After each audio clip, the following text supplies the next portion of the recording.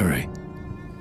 Lorsque le jeune Edgar, après bien des années, au seuil de son château s'en vint heurter un soir, traversa lentement les corps abandonnés, et près du vieux foyer voulut enfin s'asseoir. Il vit avec douleur au manoir de ses pères les créneaux sans soldats et les murs délabrés, et sentit en marchant se dresser les vipères que cachaient sous ses pas la ronce des degrés. Quoique le vieux Caleb, honteux de sa détresse, le cacha de son mieux, comme en un soir d'été, surprise au bord des eaux, la jeune chasseresse, au regard du passant, voile sa nudité. Edgar vit bien au front de ses tours inclinées ce sillon que le temps avait fait si profond, et sentit d'un seul coup tout le poids des années retomber sur son cœur et bondir jusqu'au fond. Pourtant c'était la loi. Dieu veut que sur sa trace, sans pitié ni remords, comme un vieux meurtrier, le temps entraîne tout. Le peuple après la race, l'arbuste après la fleur, l'œuvre après l'ouvrier.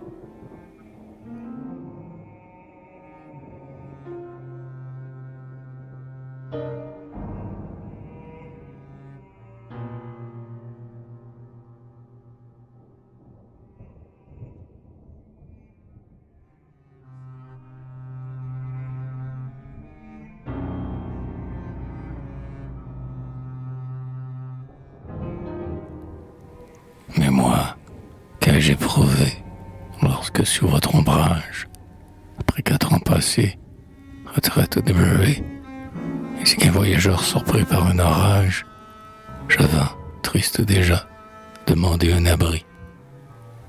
Enfant, durant l'hiver, pour égayer nos veilles, on nous a tous conté que, dans cet heureux temps, que Pérou a peuplé de naïves merveilles, une belle princesse avait dormi 100 ans.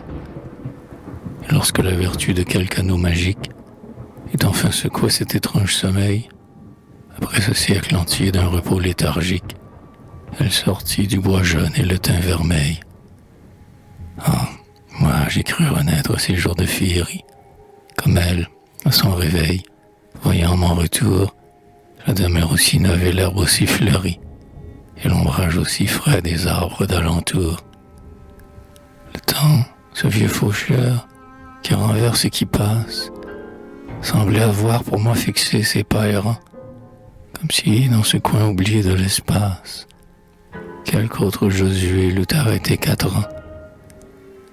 Les autres qui jadis accueillaient mon jeune âge paraissaient réunis pour attendre au festin le retour d'un enfant qui, pour le voisinage, voulant voir ses amis, est parti le matin.